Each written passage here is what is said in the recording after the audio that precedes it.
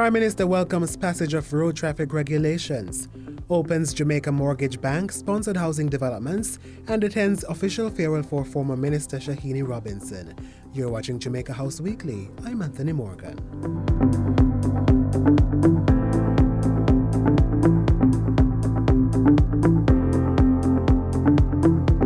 Prime Minister Andrew Holness last week welcomed the passage of the road traffic regulations that will accompany the 2018 Road Traffic Act. The regulations were passed in the House of Representatives on Tuesday and will now go before the Senate.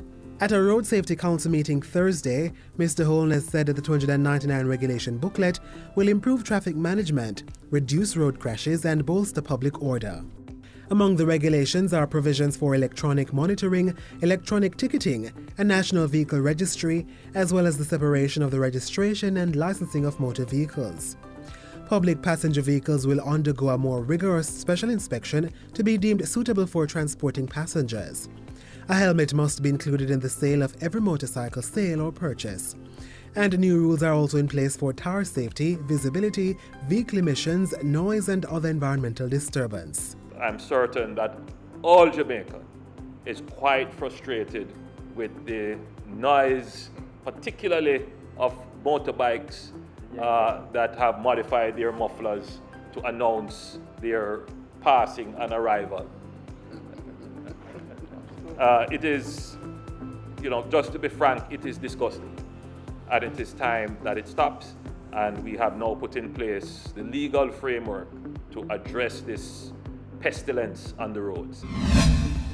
The government is proceeding with plans to list the shares of the Jamaica Mortgage Bank on the Jamaica Stock Exchange and allow ordinary Jamaicans to own a piece of this very profitable company.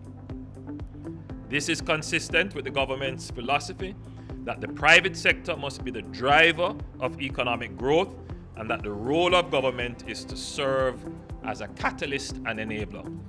Prime Minister Andrew Holness Thursday as he cut the ribbons to the Jamaica Mortgage Bank financed Forest Gates development in Red Hill, St. Andrew. The 30-unit complex consists of 1, 2, and 3-bedroom apartments and a townhouse. It also boasts several amenities such as water storage, 24-hour security, swimming pool, gym, and a recreation area. By Thursday evening, the Prime Minister was at 28 Waterloo Avenue in St. Andrew opening another Jamaica Mortgage Bank funded development.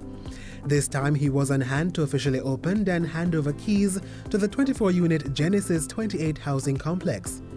Mr. Holness shared that the bank, which made $500 million in income last year, will be divested to help the state achieve its goal of providing 70,000 housing units at all price points of the housing market. But what the government should do is to place that asset for public ownership on the stock exchange and raise funds from it. And of course, use those funds that we raise to support the development of housing solutions for lower income and affordable housing. We will probably still retain some presence in the bank in terms of share ownership, but it will become a publicly owned limited liability company. It will expand the ability of the Jamaica Mortgage Bank to serve a much wider customer base. Earlier in the week, Prime Minister Holness ventured to St. Anne to participate in the official funeral service and interment of the late Shahini Robinson. The former minister died during the height of the COVID-19 pandemic, and arrangements were scaled back during that time.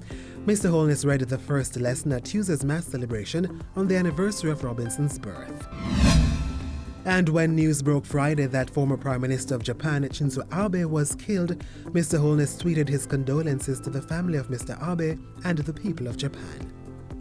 And that's it for Jamaica House Weekly. Be sure to join us next time for more of the news stories coming out of the office of the Prime Minister.